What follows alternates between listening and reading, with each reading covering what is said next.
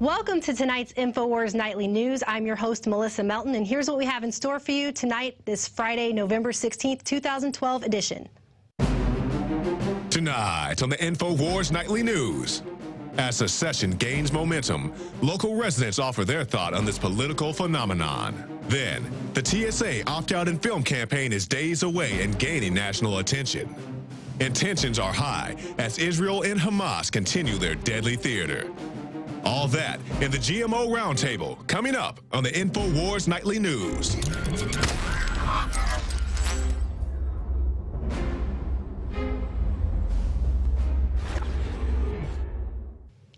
As many of you who tuned into yesterday's radio show heard, Alex has now called for a second American revolution, a peaceful revolution led by states who would secede from the federal government to reconstitute our republic under the terms of our Declaration of Independence, our Bill of Rights, and the Constitution. The White House has now received petitions from all 50 states, totaling 1 million signatures. And Alex has said, we are not calling for secession to form new separate countries. We are calling for secession because the states created the Constitution, Bill of Rights, and federal government, and the federal government itself has been hijacked by foreign special interests. I am calling for people to be educated about how we can secede to restore our republic. And he also went ahead to warn about how the mainstream media would try to downplay this and characterize it in a negative light, which we've already seen happen, as in our next story by Steve Watson. Secession proponents do not want a civil war, and no, they cannot be stripped of their firearms. And he goes through to mention that Diane Roberts of the London Guardian said that those who want secession just want to reenact the Civil War, that they are white supremacists or fundamentalist zealots and sore losers, and that the idea of secession has zero legal status and the 10th Amendment is basically null and void. Glenn Beck also jumped on that bandwagon, calling anyone who signs a petition dumb and just trying to advocate a violent uprising. And even GOP governors are now distancing themselves from the secession movement. We have a spokeswoman for Rick Perry saying that he believes in the greatness of the Union and that nothing should be done to change it. Louisiana Governor Bobby Jindal called the petition silly. Tennessee Governor Bill Haslam said he doesn't think it's a valid option. Alabama Governor Robert Bentley said that while he recognizes there's frustration with our federal government, he believes that states can be great laboratories of change. I'm not really sure how that's supposed to happen. I guess we're supposed to hope for change, hope and change, because obviously nothing has changed in the way we've been currently doing things. And finally, Republican Governor of South Carolina. And finally, South Carolina Governor Nikki Haley said, I love this country. I'm going to fight for this country. And I think there's a distinction there, because she didn't say, I love these people, I'm going to fight for the people in my state. She specifically said, I'm going to fight for this country to keep it in. Now, constitutionally speaking, secession is an option for a government that has overreached. And I think Joel Wolverton of the New American sums it up really well when he says, a growing number of concerned citizens of this republic are no longer willing to recur to Congress to repeal unconstitutional laws or to file legal complaints in the hope the courts will strike down offensive measures. They understand that while perhaps commendable, these tactics are futile and offer no guarantee of the restoration of constitutionally assured freedom. They refuse to wait on this or that president, this or that congressman, this or that political party to acknowledge our pleas from federal oppression. Now, last night, David Ortiz went out on the streets to ask American citizens what they thought of the secession movement. Here's his report. Patriots mobilizing or Republicans acting like sore losers? That's the question many are asking themselves today as reports continue to come in that show over 600,000 Americans representing every U.S. state have signed petitions requesting that their state secede from the Union. Despite the fact that several governors have voiced their disapproval of the idea, the petitions are a definite reminder that the country remains politically divided. Now, what do you imagine when you hear the word secession? I mostly think of the Rick Perry phenomenon of a couple of years ago, where he suggests secession, and actually now I hear he's kind of saying about this movement that although he disagrees with the federal government, that it's not viable, even though a couple of years ago he suggested it himself. Well, I'm not quite sure what that means? I mean, it's obviously heavily reminiscent of Civil War era, which is, you know, doesn't really remind you of good things. It's going to be even worse when we move from the United States, because then we're going to be held accountable for our own border patrol and all that. Okay. And drugs going to get bad, all that it's going to get bad for society in Texas, period. Going to be a bunch of crime. The White House is expected to comment on this issue in the near future since several signature thresholds have been met. Congressman Ron Paul calls the idea of secession an American ideal. Do you think calls to secede from the Union are un-American? I mean, I think that the American way is, you know, essentially America was founded on people kind of like, you know, being discontent with a certain type of government and then making their own. So I think that would essentially be American. No, they're definitely not un-American. Like I said, I don't think that it's necessarily the best thing for, you know, Americans or the Americans in the states that want to secede, but it's not un-American. I mean, it's, like I said, it's in the Declaration of Independence, so. Well, yeah, because they're trying to secede from the states, right? So, I mean, it's not an American thing to not want to be an American anymore. Yeah. Just everything about America is all like, we're in this together. You know, we've advanced this far together, sort of thing. But now it's like, if you try and leave, then it's like, I think I can make it on my own or whatever, and it's not going to happen. I don't think it's going to work out. Is our country run by Congress or by global bankers? I don't know. There's a lot of seen and unseen things covered in the media, so I can't really answer that for sure. I would say primarily it's primarily run by, you know, global financial interests and, you know, just capital interests, generally speaking, like multinational corporations. And, you know, the banking and financial institutions pretty dominantly for sure, like a lot of, like, you know, the IMF and things like that. Our country, as well as many other countries, their policies are dictated by, you know, IMF and Federal Reserve policy and stuff. Yeah, more than probably Congress. We can acknowledge that it's not just congressmen's minds at work here, but I think that there's still something to be said for what they're doing. Reporting for INFOWARS Nightly News, I'm David Ortiz. Now, I would just like to point out that this country has been taken over. It's been taken over by foreign megabanks. It's been taken over by globalists. And to secede from this nation is not to destroy it. It's to restore it. It's our only option to restore it. And in my opinion, the reason the White House hasn't come forward to address this issue is because the corrupt entities behind the White House do not want to acknowledge the fact that we have this ability, that we have the right to secede, to take back our country, and to restore our republic. And we can do this. We can take our country back.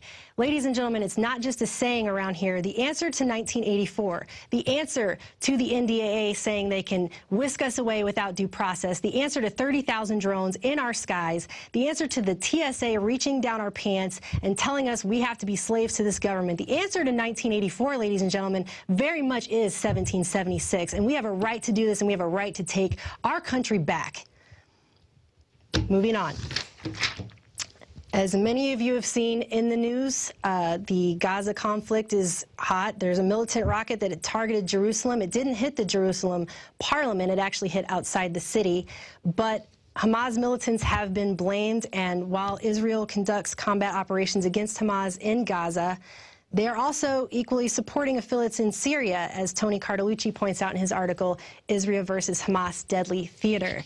And he notes a West Point report called Bombers, Bank Accounts, and Bleed Out, Al-Qaeda's Road in and Out of Iraq, which gives insight into just how NATO and the Persian Gulf states are using Al-Qaeda to destabilize Syria, and how these same interests are most likely funding, arming, and manipulating Hamas. And we saw this during 9/11 when the towers were struck and it was blamed on Al-Qaeda, and yet years later our government is openly funding that same exact Al-Qaeda that supposedly committed the worst crime in American history on American soil, but now we're funding them in Libya to overthrow their government for our ends, and now in Syria as well. So moving on, the TSA opt-out in Film Week is now garnering national attention as consumer advocate Chris Elliott has thrown his support behind a Just Say No initiative with these invasive screenings. and pointing out the fact that airport body scanners pose a major health threat, are useless at detecting foreign objects, have not caught a single terrorist, and represent an unconstitutional violation of our privacy. Elliott emphasizes that in order to end the warrantless scans for good, we need to stand up and at the same time say no, even after opt-out week ends. And we need to do it until the TSA changes the way that it screens us. The TSA has proven that it's basically to condition us to government control. It's to condition us that they can come in, invade our privacy, and invade our pants. And they've never even caught a single terrorist. Not a single terrorist, not one time. And there have been multiple reports out that have shown that these body scanners they make us walk through actually increase our chances for cancer. They actually can cause you to get cancer. So if you actually do the math on that, you have the same chances of dying from a terrorist attack as you would from getting cancer from one of these screeners that is supposed to actually save you from terrorists. It absolutely makes no sense. And I don't know how that's keeping anybody safe to potentially give you cancer.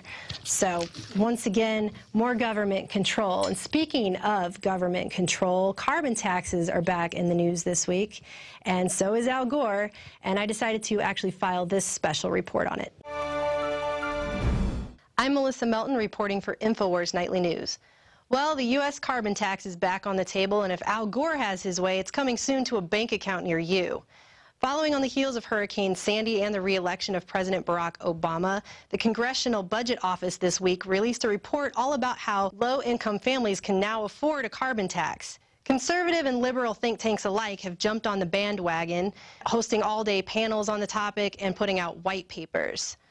And right on time, here comes Al Gore openly calling on President Obama to institute a carbon tax to save us all from the fiscal cliff budget crisis.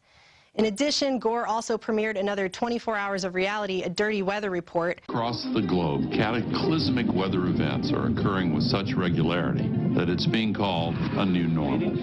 But there's nothing normal about it. And there's something else that lies destroyed amid the rubble, the truth about climate change. Where he urges people to go to his Climate Reality Project website to sign up to, quote, change the world by becoming an Al Gore climate leader, educating people on Gore's brand of environmentalism. The website actually says, climate change is not your fault for the car you drive, the lights you turn on, or the food you eat. The climate crisis is our problem. So apparently we can all fix our problem together. All we have to do is pay Al Gore carbon taxes. Now, if climate change could be attributed to the lights you turn on, as Gore puts it, perhaps he would be at the top of the list, considering in just 1 year, his mansion used 250,000 kilowatt hours, amounting in $30,000 in utility bills. Utility bills Gore will easily be able to pay if carbon taxes go through, as he stands to make billions. As INFOWARS has extensively reported, man-made global warming is a hoax. It's based on shady science that's propagated to institute a one-world government through money-making schemes like cap and trade and carbon taxes. Maybe Al Gore thinks if he repeats this scare mantra over and over again, we'll finally believe it and pay him some carbon taxes. Now, on a side note, do you remember the 1990s environmental cartoon Captain Planet? In it, 5 youths from all across the globe called Planeteers would get together to fight pollution and capitalism, and when their powers combined, it would summon Earth's greatest champion, Captain Planet, a magical blue guy with a green mullet who would come in to save the day and tell kids the power is yours when it came to saving the Earth. Your powers combined, I am Captain Planet! You have to wonder, was Captain Planet some kind of globalist propaganda programming on a massive scale? As the elementary and middle school students who used to come home from school and watch Captain Planet on TV every day are now the adults who turn on the TV every day that tells them that man-made global warming is killing the Earth, and so is overpopulation, and only they can do something to fix it. And what's more, does Al Gore somehow think he's the real-life Captain Planet? I mean, after all, he's swooping in to save the Earth with his carbon taxes, and the UN even named him Champion of the Earth in 2007, much like Captain Planet is called Earth's greatest champion. In addition, Gore's website tells us that by uniting our voices, we have the power to change the world, just like Captain Planet says, with your powers combined, before he saves the planet. And after all, yesterday's Captain Planet Planeteer wannabes now have the opportunity to become today's Al Gore climate leaders. Well, ladies and gentlemen, once again, the power is yours to save the Earth. And according to Al Gore, all you have to do is pay him some carbon taxes. I'm Melissa Melton for INFOWARS Nightly News.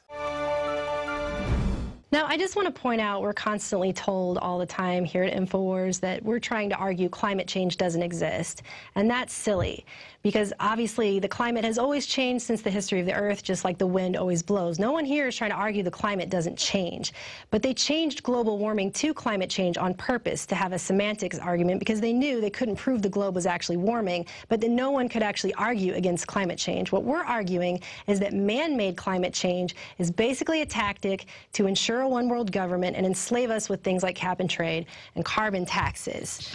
Now, moving on, the Natural Society has posted an article about the defeat of Prop 37 as activists are actually starting to label GMOs themselves. It says if the government will not side with 90+% of consumers who are in favor of GMO labeling, they're just going to do it themselves. And we know that Proposition 37 was defeated because all of these big agri companies got together and spent $50 million to defeat it with disinfo campaigns and telling you that it's going to save your family there in California $400 a year while they're spending millions to do so, hiring firms to come up with fake reports to tell you that.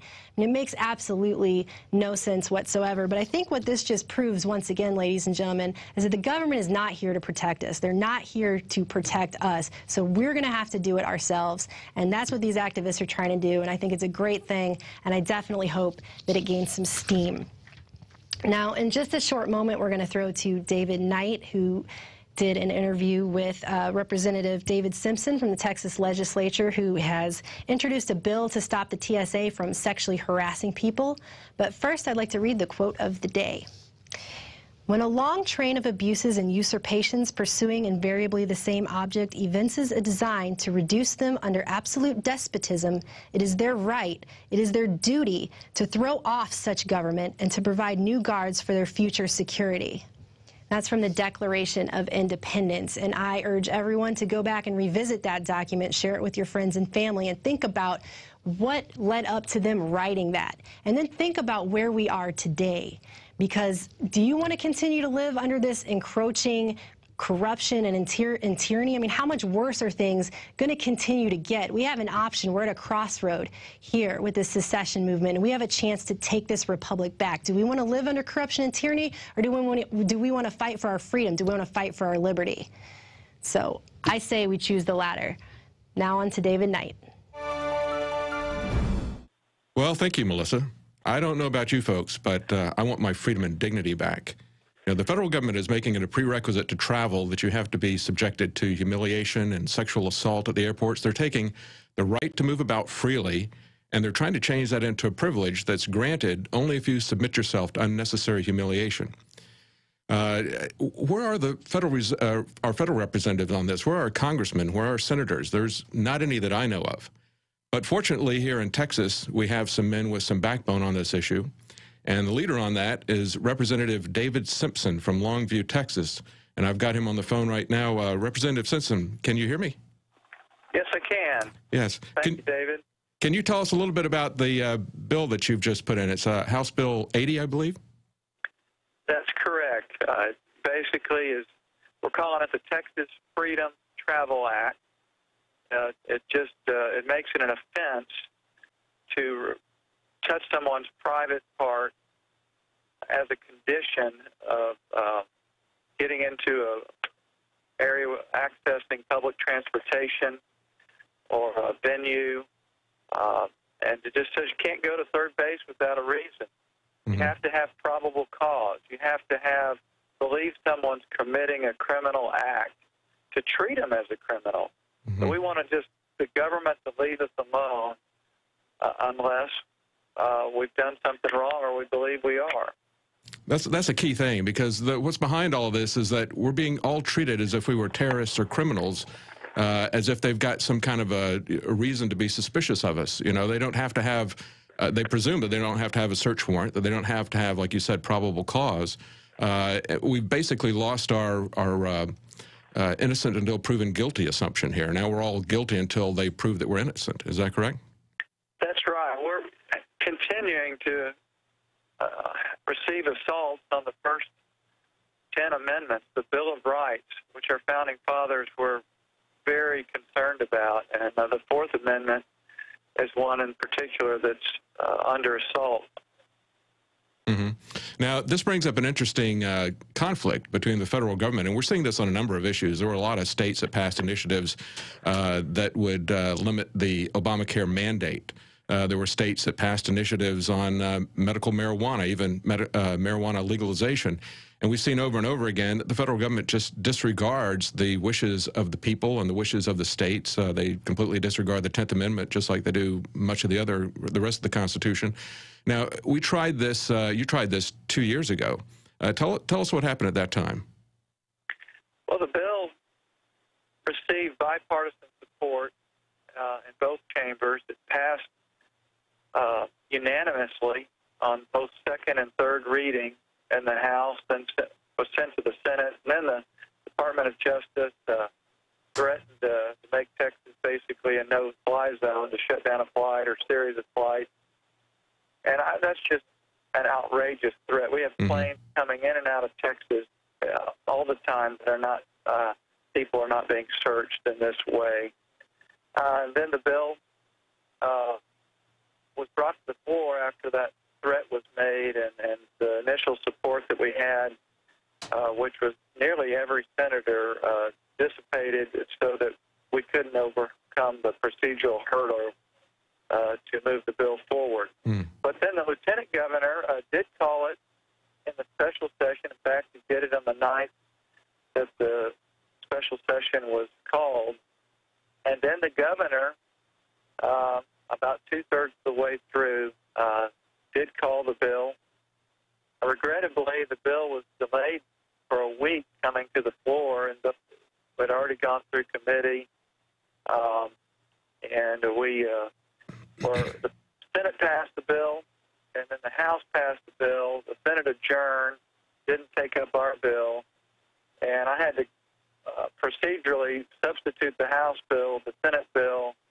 I lost a few votes, and when the bill was politicized, and was unable to reach the 4/5 necessary to move the bill forward on third reading when we just passed it on second reading.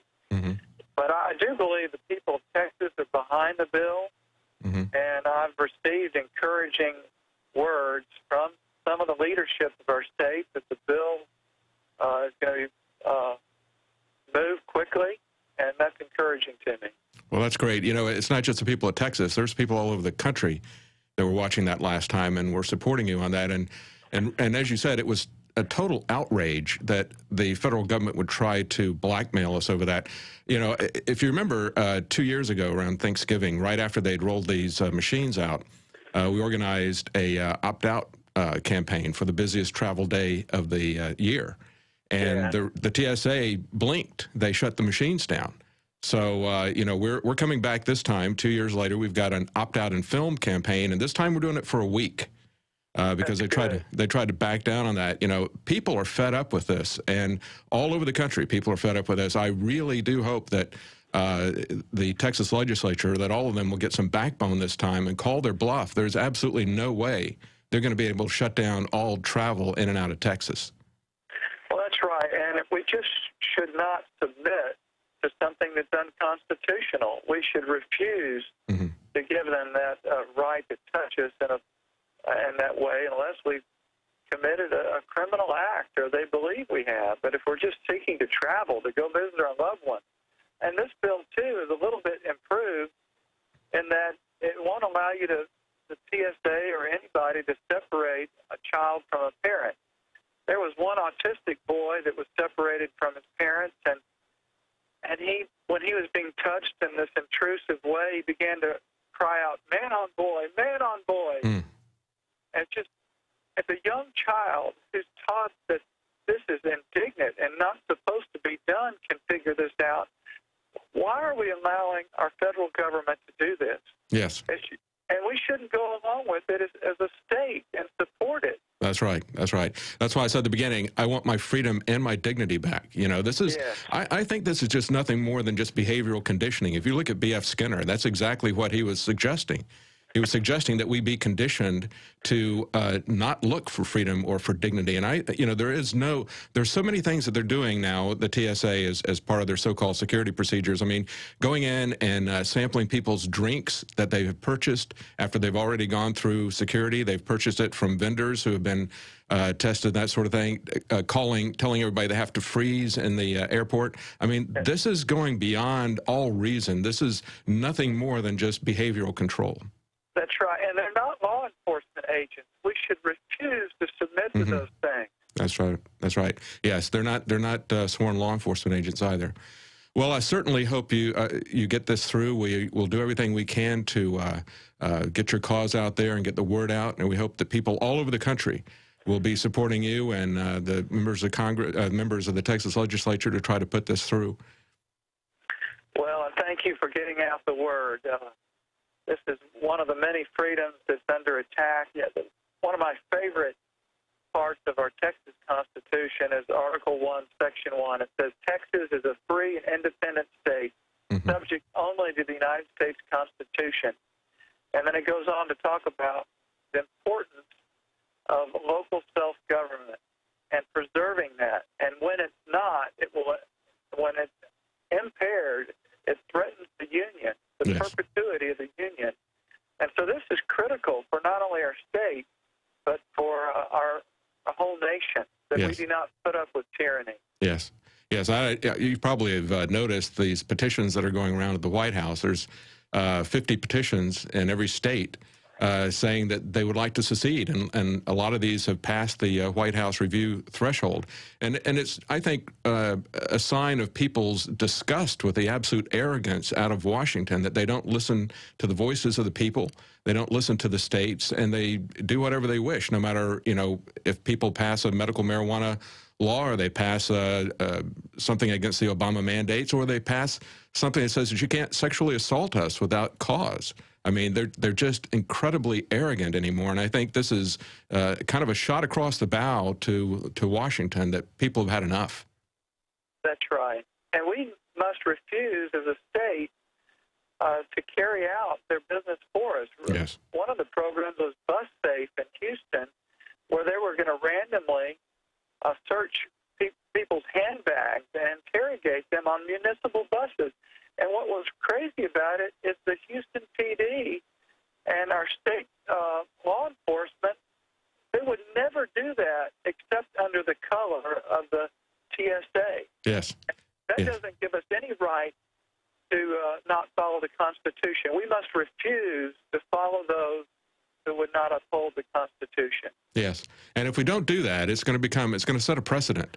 So they'll start doing this on bus stations. They'll start doing it on highways. They'll probably go to shopping malls. I mean, this is not the Airline Security Administration. This is a Transportation Security Administration. And all these bureaucracies want to expand their power.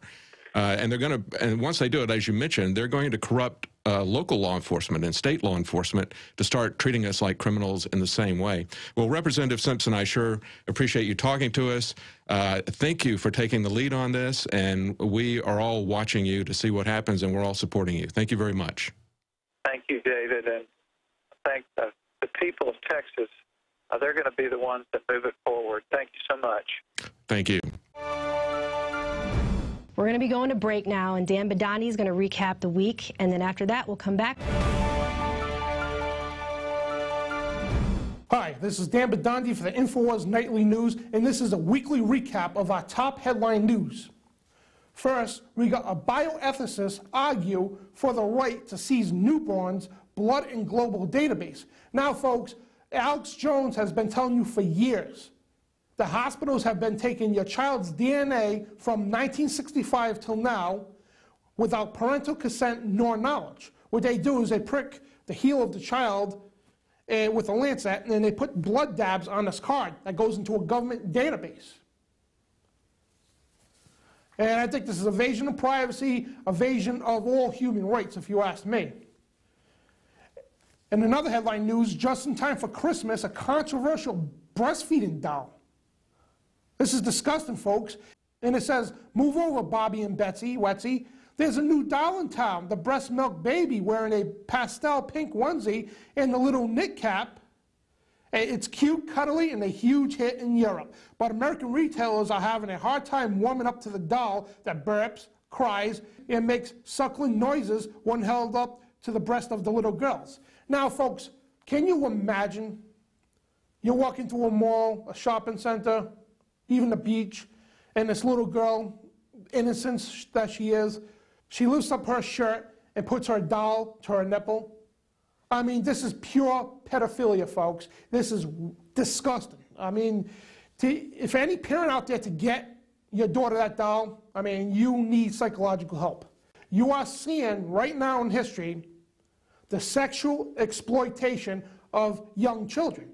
I mean, this goes on to pedophilia, dolls, as you just seen as toys, video games, and so on. Even that disgusting trash bag show called Toddlers and Tiaras, how they sexually exploit little girls. It is badly disgusting, folks. And speaking of disgusting, Big Sister Janet Napolitano to monitor Facebook, Twitter for bioterrorism and pandemics. That's right, Homeland Security wants to know if you have a bad cough. And the Department of Homeland Security says that it plans to monitor your personal Facebook status, updates, and Twitter posts, claiming that evidence of bioterrorism attacks and pandemic virus outbreaks could be contained within them. So, folks, again, more intrusion of your rights. This is a direct Fourth Amendment violation, folks. No warrant. They're going to go into your Facebooks, as they openly claimed before, that they're monitoring all your social networks. And those for you who live in San Diego, you could get up to 6 years in jail for washing your car or not picking up your dog's poop. This is reported from INFOWARS.com. San Diego residents face 6 years in prison for washing their car. A new environmental water rules enforced by Citizen Snitch program. That's right, folks, another Citizen Snitch program. As you're seeing with the iPhones, they have the Patriot app and so on to snitch on your neighbors. They're turning the American people into the citizen spy. And the article goes on to say that San Diego citizens could face 6 years in prison and fines up to $100,000 for washing their car in the driveway or failing to pick up the poop from the dog under new EPA mandate environmental regulations related to water quality. Now, as we scroll through the article, you're going to see right here, the regulations will be enforced with the aid of a 24-hour snitch line. That's right, snitch line, which residents of San Diego, South Orange, and Southwest Riverside counties can use to report on their neighbors for violating the new code. Again, a 24-hour snitch line, and report your neighbor, because you're supposed to spy on your neighbors, folks. It is ethical. It is your duty as a citizen in the New World Order. You to spy on your neighbors. You see suspicious activity. You see something. You say something. Now moving on to the economy. Gun stores report 400% surge in sales after Obama re-election. Now we've been telling you folks that the sales of guns have been going through the roof. Obama and the UN want your guns. Obama wins another 4 years. Guess what? He's coming after your guns, as openly stated in one of his debates.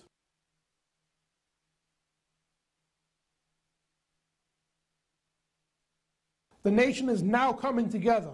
We have petitions going all over the country now from all 50 states, reports the Examiner.com. Petition to secede from the Union hits 50 states. GOP governors disagree.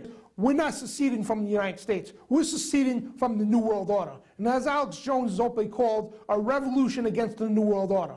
And people, we need to get more and more people together. We need to make this viral. We need to sign more petitions and let the globalists know we are not going to take it no more. We're going to stand up against your tyranny, and we're going to defeat you. You know, our cards are all on the table now. We're going to push stronger, faster, harder than we ever did. And INFOWARS.com, and this is the message to you, all you corrupt scum who serve the New World Order. We are coming for you. That's right, we are declaring an information war against you, the elite. And we are going to defeat you. And I am sick of it. I'm sick of the New World Order, you know, trying to take our guns, restricting our freedom of speech, conditioning our kids in the schools to say, you can't say that, you can't wear that. You know, it is disgusting, folks. And you know what? They say you can't build that either. But, folks, we need to take our country back. We need to revisit the founding fathers of who they were. We need to revisit who the people were back in the 1700s, 1773, 1774, 75, and 76. That's the attitude. The spirit of 1776, folks, that's the spirit you need. You need to swallow your conservative pride. You need to swallow your liberal pride, because we need to come together as one. Never mind your political parties, folks. We need to come together as one. I don't care if you're an Obama supporter or Mitt Romney supporter, whatever. You need to drop that. Come together in the spirit of 1776. We need to take back our country, take back our liberties, and kick the UN out. It's like, you know what? We're not going to, leave the union. We're not opting out. We're kicking you out. Bottom line, we're sick of it. The people are sick of it. We got over 1 million people on the petition now. This is on record.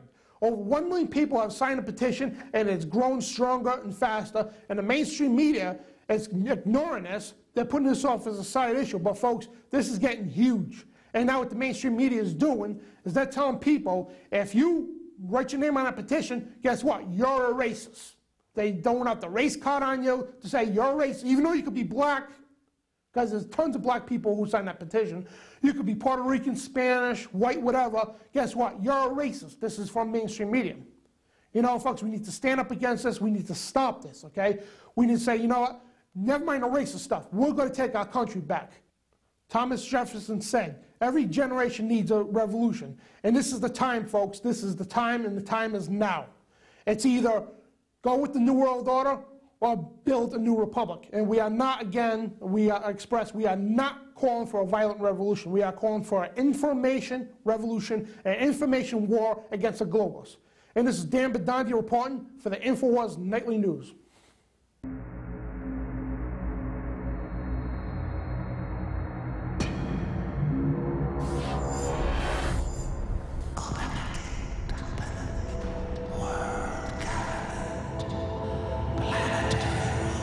Is it not, my king, time to spring the trap? No, we must desecrate the soul and the flesh of the Creator's creation.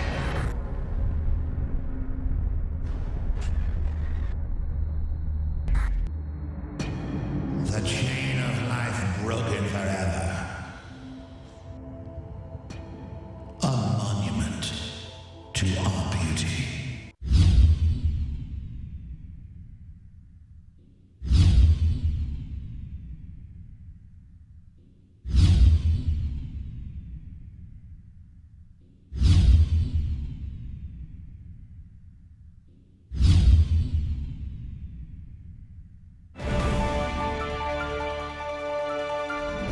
And welcome back. I'm John Bound.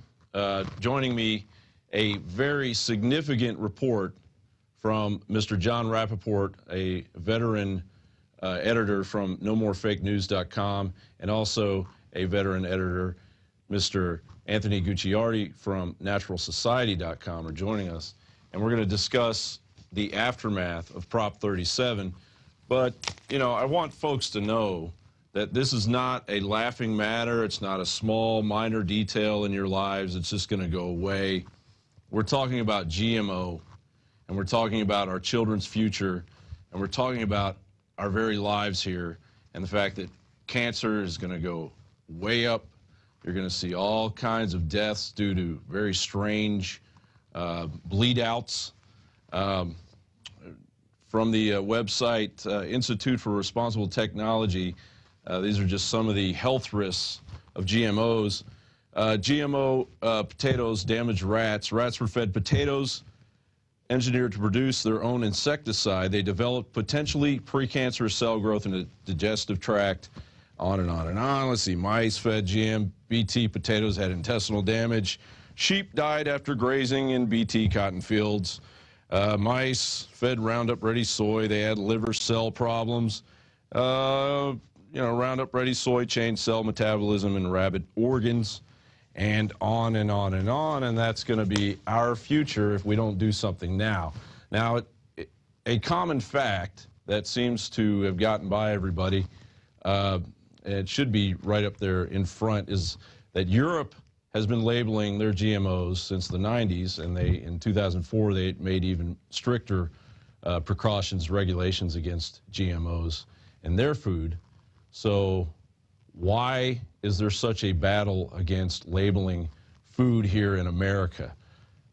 Are we just the swine at the trough of the New World Order?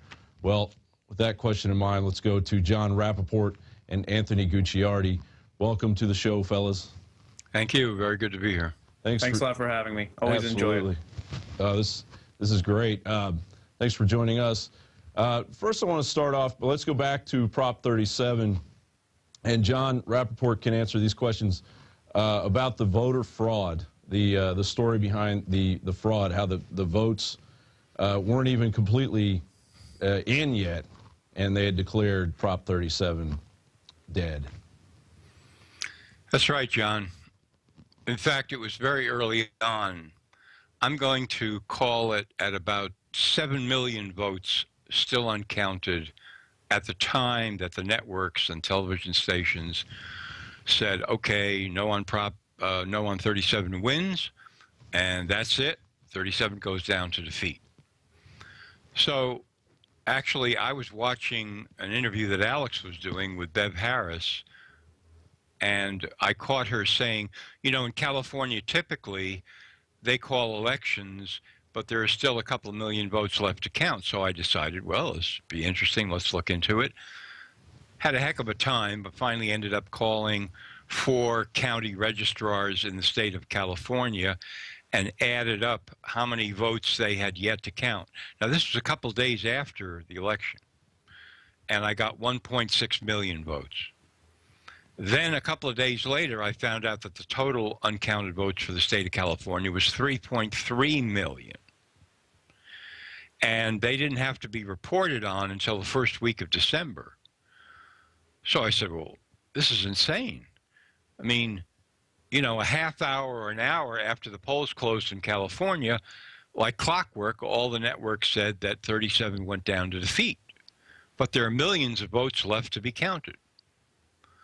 So I began writing about this, and the more I wrote about it, the further down the rabbit hole I went. Because who's telling the networks?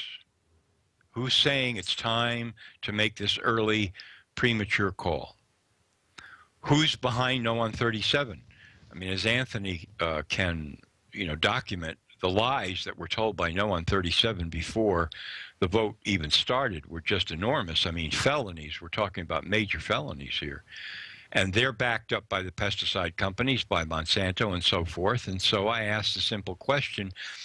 If these companies want to control the food supply of the planet and patent all the food and own it, and the food is horrendously destructive to human life, do you think that they would hesitate at rigging an election? I mean, let's get real here. So I think we could start there. Well, and that's a good point. Anthony, can you talk about the labeling, actually the use of the FDA label illegally that was used by... No on 37. Yeah, No on 37. And then the woman that was actually did the same thing, and she got 20 years, or she's looking at facing 20 years in prison and what, a $250,000 fine. And these guys didn't even get a slap on the wrist.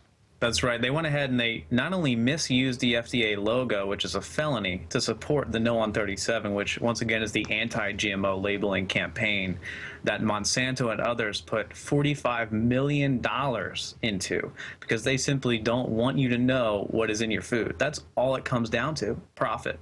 So they went ahead and they put on this FDA seal to this No on 37 anti-GMO labeling campaign brochure that they sent out to countless people. It was distributed everywhere.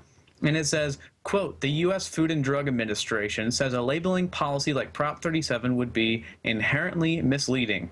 U.S. Food and Drug Administration, which is with its official logo there. So not only did they misuse the seal, which according to U.S. law is a felony and can result in 20 years of prison, a $250,000 fine, 3 years of supervised release, so on and so on. But they actually went ahead and quoted an FDA quote that didn't exist, and it's also illegal for the FDA to back any of these campaigns.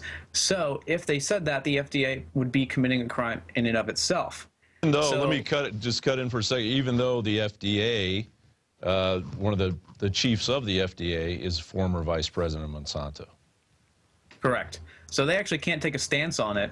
Of course, they have, not openly, through basically pushing through every single GMO there possibly is and teaming up with the USDA to give them speedy approval. But here it is, right? They put it right on there. Section 506 and 1017 says you can't misuse a government seal or else you'll get penalized. And unfortunately, in Idaho, well, not really unfortunately, this is a criminal woman, but she committed mail fraud. And she misused a federal seal, and guess what? She got hit. She's facing 20 years in prison, $250,000 fine, and 3 years supervised release. And this is one woman in Idaho. So this really shows corporations are essentially exempt from the law. They can do whatever they want. They can misuse the FDA seal. Oh, it's no big deal. The FBI doesn't really care. You know, they'll send it over to the FDA, but nothing's going to happen. And it's already too late. Prop 37 already failed because of this misinformation, this vote rigging, so on and so on. But then there's one woman who does it, I don't know how many times, but on a very small scale to try and use mail fraud, she gets hit with the complete book. Monsanto walks away completely free. Yeah, and earlier, Rappaport was off camera. We were talking about Codex trying to push back what's going on in Europe. Here's from mercurynews.com. Monsanto, which is fighting efforts to label genetically engineered food in California, supported labeling such food in Britain. And they even ran a campaign ad about labeling food in Britain. And now you're saying that in Europe they're trying to push back the regulations. Yeah, they are. Monsanto, you know, probably saw the handwriting on the wall in Britain. This is not any kind of, you know, humanitarian gesture on their part. It's kind of live to fight another day, find another way to do it. Or they've done many polls in England. I mean, that population is so hammered day in and day out that Monsanto probably figures that people just don't care. They're going to buy food, any food they can get anywhere, whether it's GMO or not. So they make it look like, oh yes, we support labeling. But here in the United States, where the big money is, they don't support labeling, absolutely not, and they'll fight tooth and nail to the bitter end. To follow up on Anthony's point, here's something else. The Department of Justice was notified in advance of the election that the No on 37 campaign had committed felonies. The one that Anthony mentioned with the FDA seal. They also intentionally misled voters in California in the California Voters Guide, which is this sort of manual that's sent out to all voters in California about ballot propositions and so on. That's another felony. So the Department of Justice gets this complaint, and what do they do with it? They refer it to the FDA on the matter of the FDA seal. Now, this is absolutely ridiculous. The FDA deals with food and drugs. They don't deal with somebody stealing or misappropriating a federal agency seal. So the DOJ is essentially saying to the FDA, well, what do you think about this? And by the way, take your time in getting back to us on it. The election is only 3 days away, and by that time, nobody will care. So the Department of Justice is complicit in this, because they could have started an investigation immediately. The media would have reported it. FBI investigating investigating No on 37 for felonies right before the election. This story could have come out. Instead, the opposite kind of story came out. And Anthony and I were both sitting in the press conference on the telephone when this insanity happened, with reporters from mainstream attacking Yes on 37, essentially for revealing the crimes of the other side. So the Department of Justice is way complicit in this. They could have really jumped right in here. Instead, they say to the FDA, well, you guys see what you think about this. Do you really think that No on 37 is stealing your seal? And let us know whenever you feel like it. That's a lot of money being passed around, too, for No on 37. How much was it? $48 million? $45 million. $45 million to save us $400 a year is what they claimed. And that's hilarious because they actually have been caught. Monsanto has been caught running slave rings in Argentina. They got busted for making them work excess of 14 hours a day, and they were only allowed to use their payment in the company's store, which probably meant a ton of GMOs. And if they left, they don't get paid. And this is also the company that's been blamed as the largest, one of the largest, if not the largest, contributing factor to the suicide belt in India, where a farmer kills him or herself every 30 minutes. 250,000 suicides in the last 16 years. Because what happens is they go in there and they say, hey, I got a great deal for you. You're going to make so much more money. And the farmer, who's in poverty already, doesn't really know how these things work. And they say, this sounds great. So they plant the GMO seeds and the yield goes down, decreased yields, and then they actually drink the very biopesticides that Monsanto gave them. And the Daily Mail calls it the genetically modified genocide. And it's just ongoing. So this company and many of its supporters and people backing No on 37, they don't care about your health. Or else they would have done something by now. The whole thing about the saving $400 is a big joke. Yeah, and you just wrote an article on the petition for Barack Obama as far as getting the FDA chief out of there. It's come down to this. You know, how long have GMOs been around? They've been around since the early 90s, right? They've been going in our food on a regular basis. We haven't known about it. There's really no telling how many GMOs I've eaten. You know, there's no telling how many. Well, you probably eat a lot better than I do, Gucci Hardy. But there's no telling how many genetically modified organisms are in my body right now or in everybody else's body. There's no telling where we're headed as a race of human beings in the next 10, 15, 20 years. Are we already starting to see the cancer rates rise? Are we seeing strange, well, autism they're saying might be linked to it? And these things you guys have covered many times. Well, this is where the medical cartel comes in, John, because they're the cover story, see?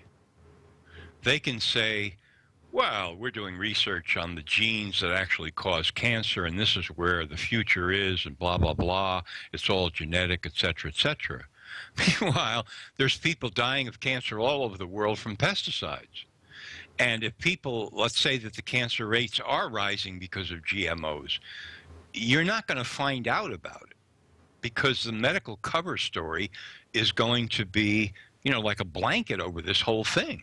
Nobody is going to find out about it because the diagnosis, they're not looking for that kind of stuff. They're not funding research. Gee, let's see if GMOs are causing human illness. You're not going to find big grants being given to anybody to research this. So this can all fly under the radar. And as far as the medical people are concerned, they're never going to find it. They're never going to look for it. It's all going to be attributed to other causes. I wrote an article a little while ago just proposing, you know, imagine this. A kid is eating GM corn. And so the genes that have been inserted in the corn begin to provoke a tremendous inflammatory response in his body. And that response attacks the myelin sheathing around his nerve cells.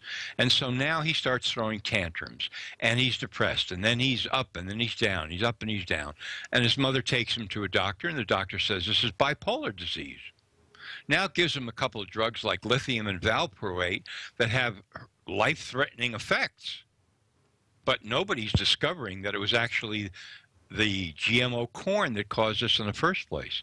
This is how the medical cartel and these chemical pesticide GMO companies are in it all together. I mean, this is, you know, we've been occupied. Yeah, we've been occupied. I mean, they're basically putting a bunch of roach motels across the across the world, and we're all slowly walking into them, and we don't even know it.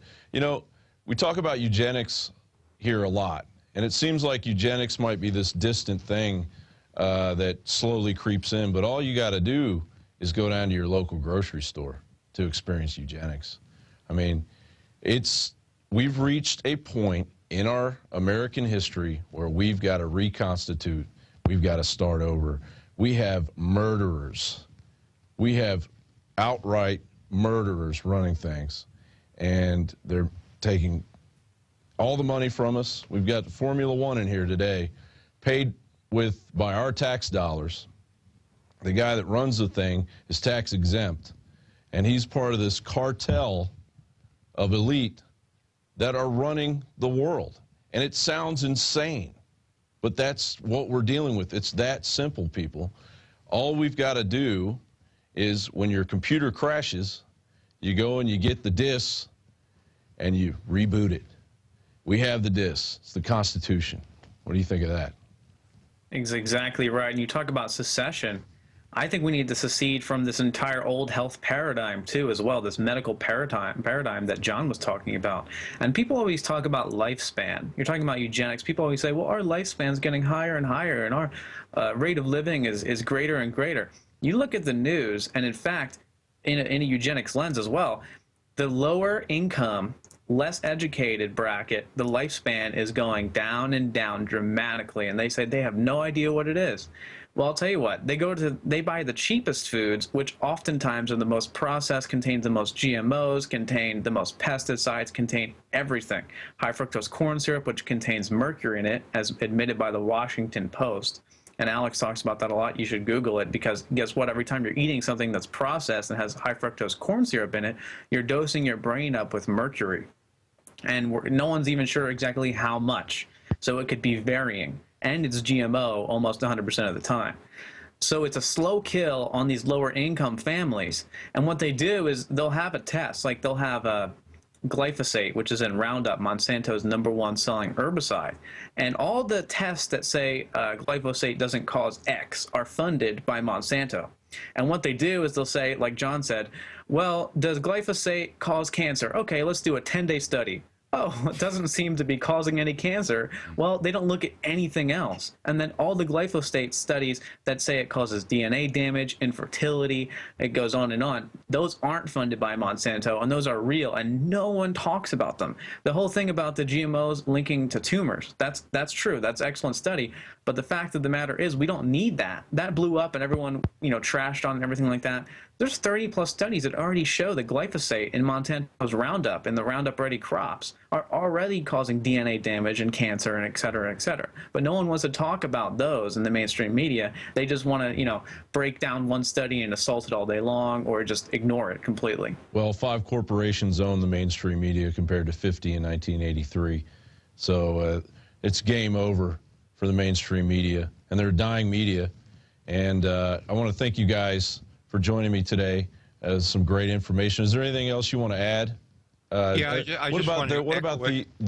sorry, John. What about the future of the Prop 37 movement? I see it's moving on to Washington now. Yeah, well, they better watch out in Washington. They better look at vote fraud before this even starts. People in Washington don't vote live anymore. It's unbelievable. There are no polls there. Everything is by mail. And you have to be postmarked by Election Day. And yet, these, projecting companies like Edison Media Research that tell the networks when to call an election, they do exit polls. They did 1,493 phone calls in Washington on election night, and from that they projected all kinds of winners in Washington, and the vote wasn't even over yet. It's unbelievable, so they better watch out. But I just want to echo what Anthony said here. The secession movement is seceding from all this. It's seceding from the federal government. It's seceding from these cartels, and many people have already experienced this. Anybody who's into natural health has already seceded from a tremendous amount of society. So the next step in seceding from the federal government by the states, that's child's play once you get your health straightened out. So we're on the right road. I mean, that's it. Decentralized power through secession. Excellent.